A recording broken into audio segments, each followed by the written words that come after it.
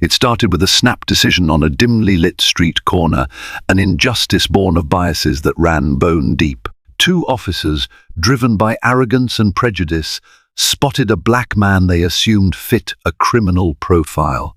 Their prejudice ignited a powder keg that would rock an entire police department. But in the heat of their blind hostility, they missed one crucial detail. That very man was no street thug, he was a newly appointed federal judge. What followed would become a lightning rod for public outrage, a cautionary tale, and an eye-opening saga of justice, redemption, and the inexorable grip of karma. A hush had fallen over the Chicago city block at 3 in the morning. Street lamps flickered amber light onto the cracked sidewalk. Sirens were an ever-present background hum, though none drew near. Joshua Langston, tall, broad-shouldered, impeccably dressed, walked down the street to stretch his legs after a grueling week presiding over intense hearings. He had recently been confirmed by the Senate as a federal judge, assigned to the United States District Court in Chicago.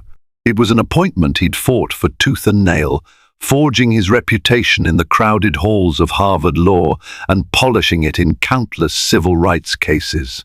He paused by an all-night bodega to grab a bottle of water. The store's neon sign buzzed, a tired sentinel in the gloom.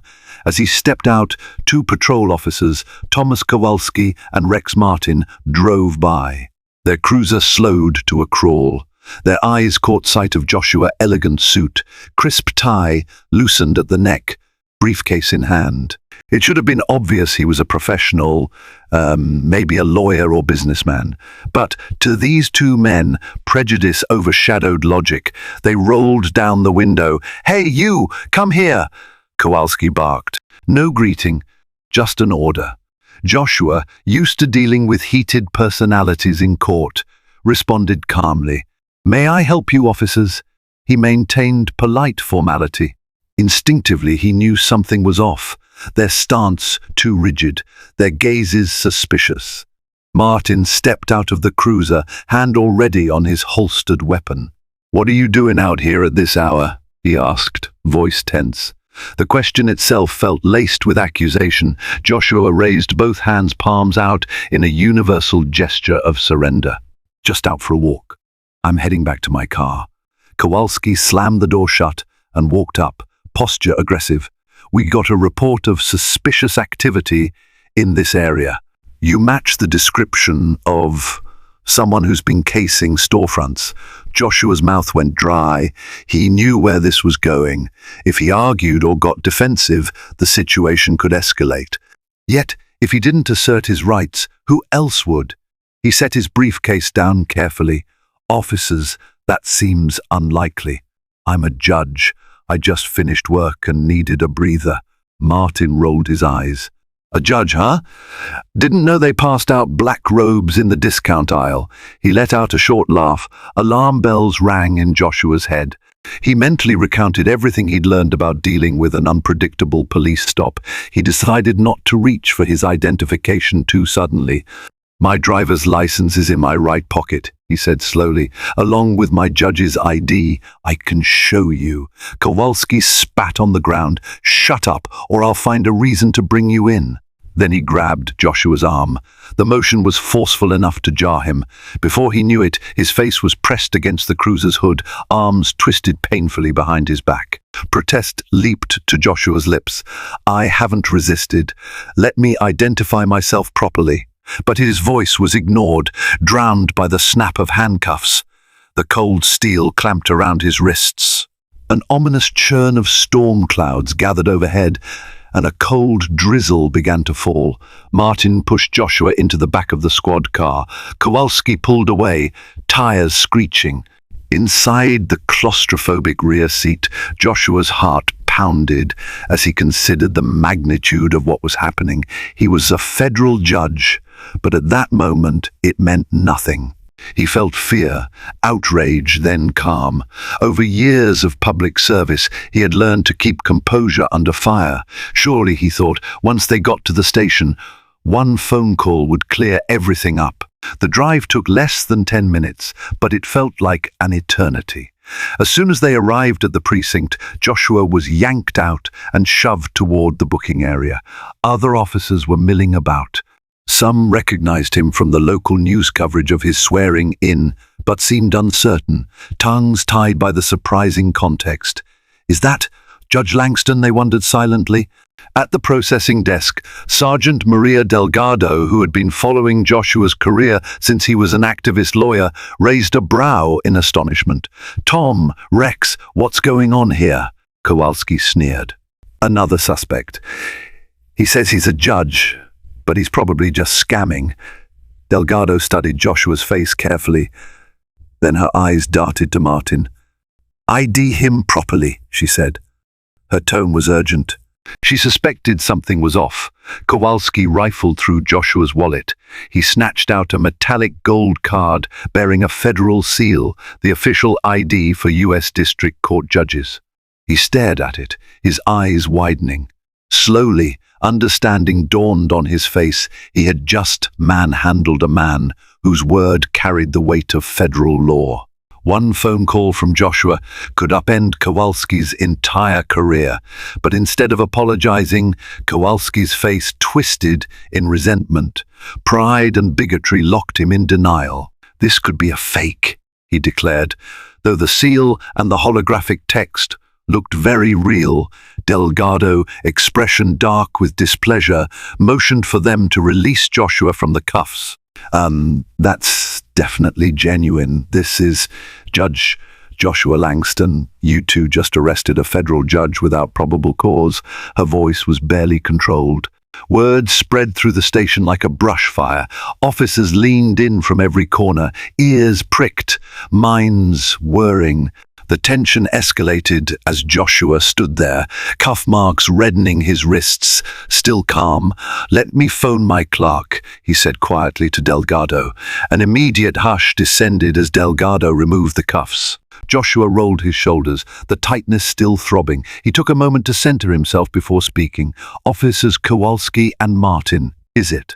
he asked, turning to the duo with a gaze that cut like glass. "I will need your badge numbers." Kowalski hesitated, then blurted his badge number, voice trembling with forced bravado. Martin followed, though he stared at the floor. The entire precinct seemed to hold its breath. No one moved, no one dared speak. Sergeant Delgado handed Joshua a phone. He called his law clerk, who immediately confirmed to Delgado that Joshua was indeed due in court later that morning. It was all legitimate. By the time the brief conversation ended, Delgado's shoulders sagged with apprehension. A federal judge illegally detained could spell a media nightmare, an internal investigation, lawsuits, or worse. Joshua turned to Delgado. "Sergeant, I'd like to be on my way, but this isn't over."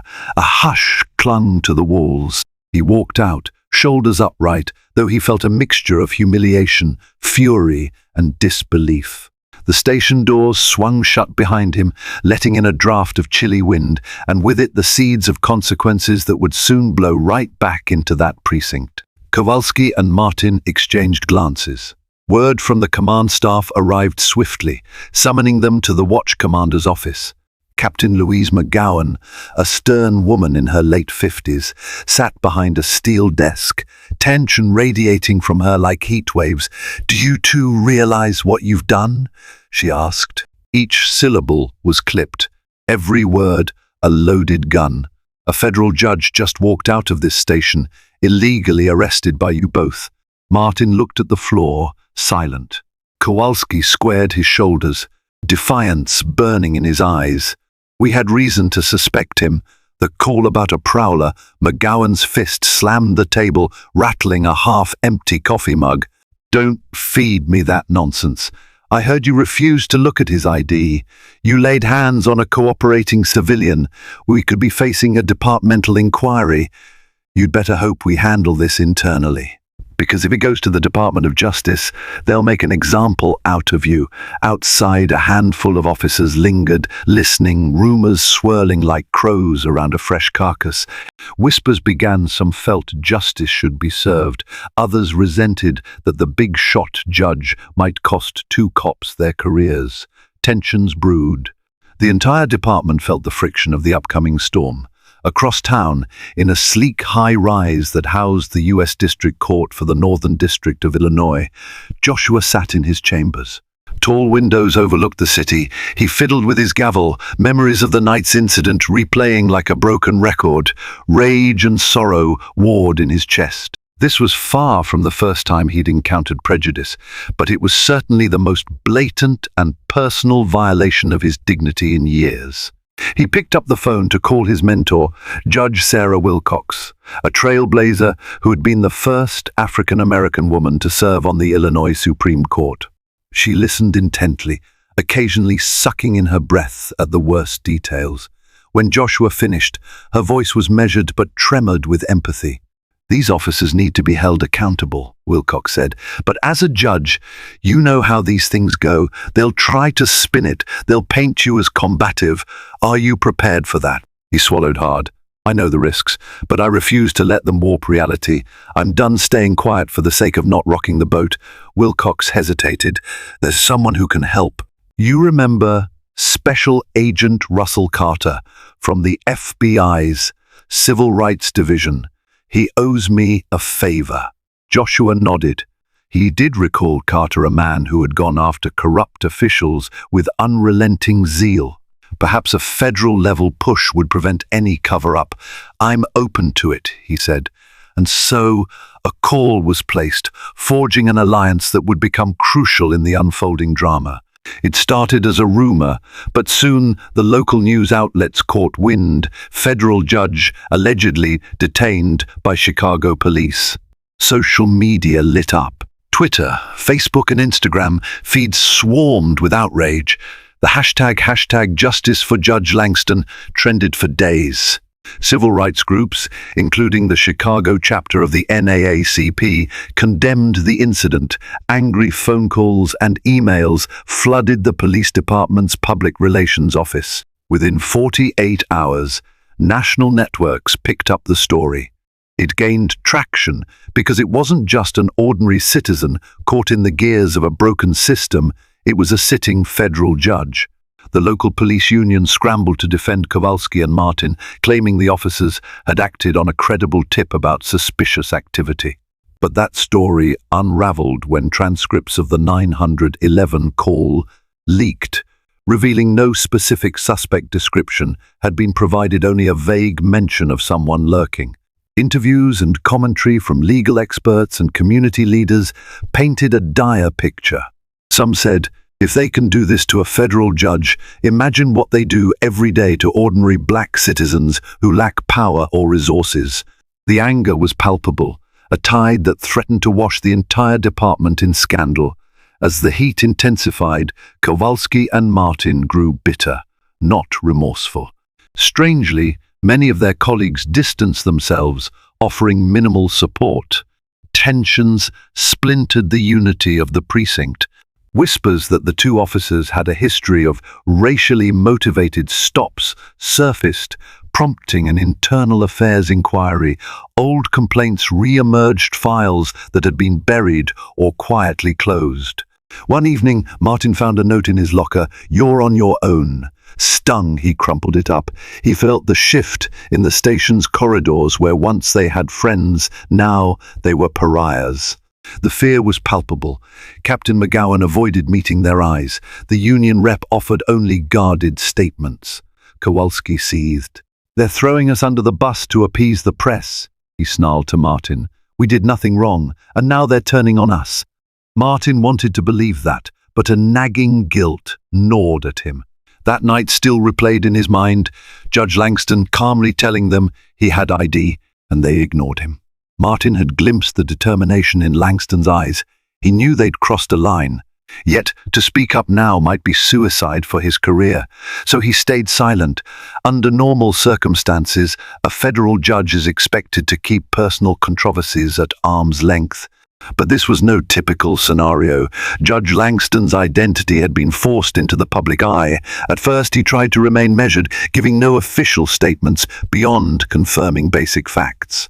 However, the swirling negativity around the case and the daily barrage of hateful messages that found their way to his email pressed him to break his silence. One morning, he stepped onto the courthouse steps, thronged by reporters. Cameras flashed, microphones crowded near his face. "Judge Langston, do you believe these officers targeted you because of your race?" one reporter asked urgently. Joshua paused, choosing his words carefully. "I believe the facts speak for themselves. I was walking down a public street, posed no threat, and made my identity clear. The officers proceeded to handcuff me and ignore my identification.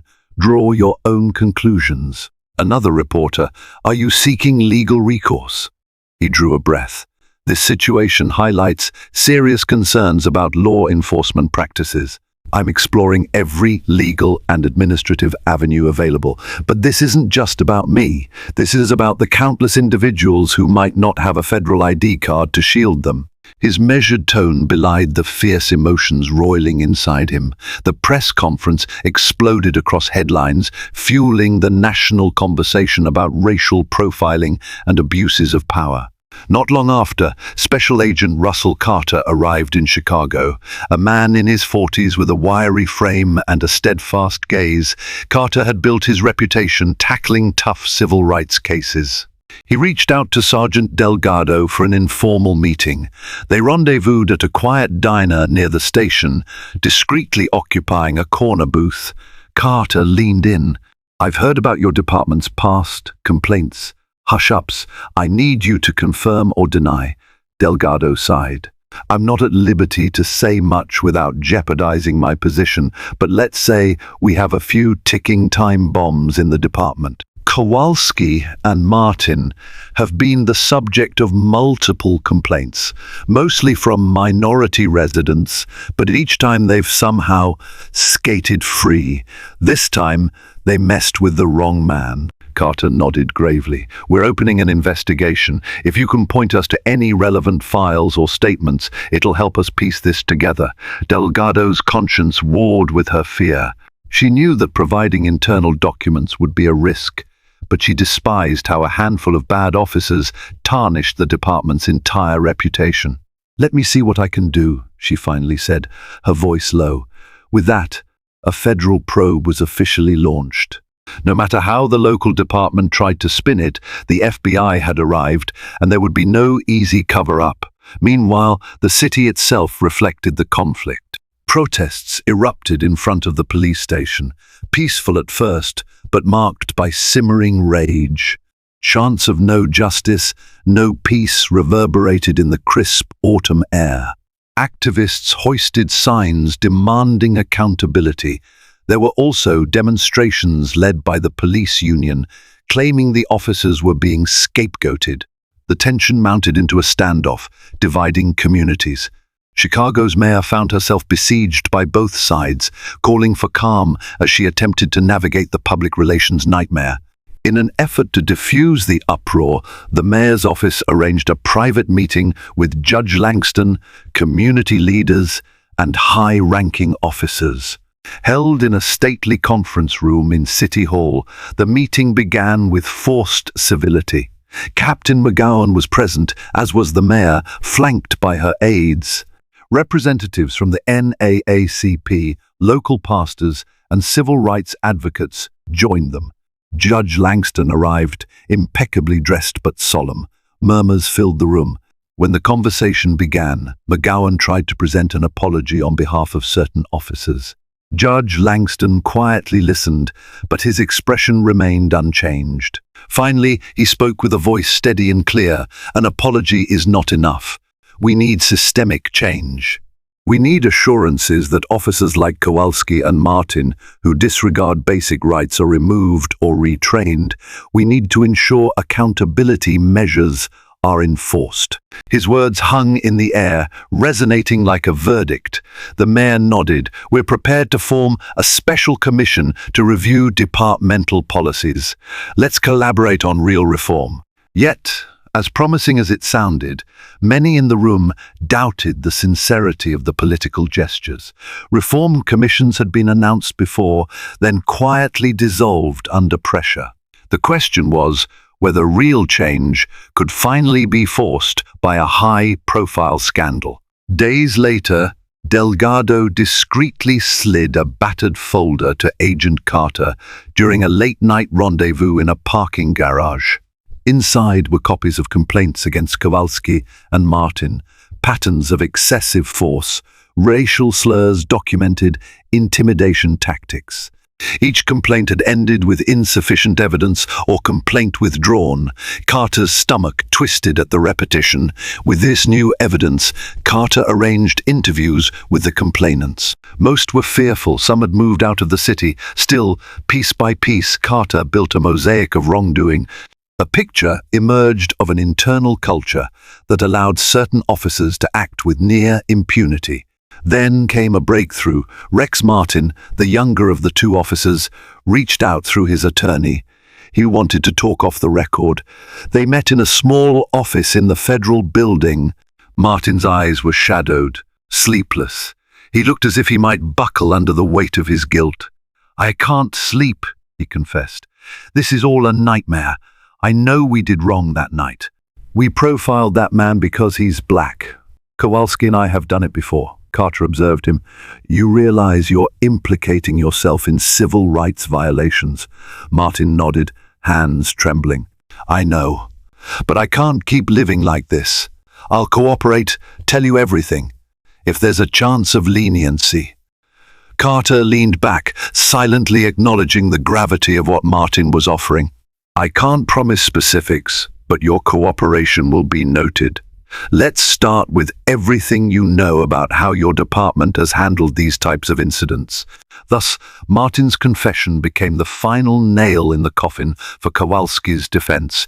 He had admitted that prejudice drove their actions and that the department often looked the other way. Armed with Martin's confession and Delgado's files, the FBI moved swiftly. Kowalski and Martin were suspended pending a federal indictment. Charges included violating Joshua Langston's civil rights under color of law, a serious offense that could carry hefty fines and even prison time. In a parallel move, Internal Affairs launched its own investigation into how prior complaints were systematically dismissed. For Kowalski, the downfall was swift and brutal. Stripped of his badge, with criminal charges looming, he raged against the system. "They're throwing me to the wolves," he shouted in a hallway confrontation with Captain McGowan. All because the perp had connections. McGowan bristled. "He wasn't a perp, Tom. He was a federal judge. And even if he wasn't, this isn't how policing works. You cross the line." Kowalski's eyes blazed. He demanded union support, but the union's leadership had grown wary of the bad publicity. They distanced themselves from him, leaving him with the bitter taste of betrayal. Reporters hounded him for comment. He refused, slamming the door in their faces. Rex Martin, on the other hand, resigned from the force. His confession meant any chance of returning to law enforcement was nil. He quietly waited to see if his cooperation with the FBI would spare him from the worst of the legal consequences. At the courthouse, Judge Langston prepared for a pivotal hearing. The press reported that he might recuse himself from any case involving the Chicago Police Department to avoid conflicts of interest. But in a surprising move, he announced he would not step down from a significant civil rights case involving another instance of racially biased policing. When asked, he explained, "I have lived this experience. I understand the gravity of the allegations. I can assess them fairly. Recusing myself would be a disservice, as it implies I can't be impartial. But impartiality does not require indifference to injustice. It requires commitment to the rule of law." His stance ignited debate in legal circles. Some questioned whether he could remain objective. Others praised his courage in bringing authentic experience to the bench. As news of the indictment spread, a measure of hope sparked in neighborhoods that had long felt marginalized.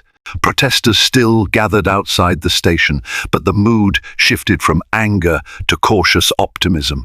Community leaders called for healing, urging the city to seize this moment for real reform. Meanwhile, the mayor followed through on her promise to form a special commission comprising civil rights advocates, retired judges, law professors, and representatives from the police department to review training, accountability procedures, and oversight structures.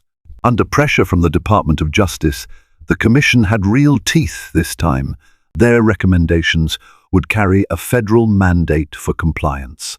Local youth leaders organized Know Your Rights workshops. Churches hosted town halls where residents shared stories of harassment, bridging divisions between community members and the police.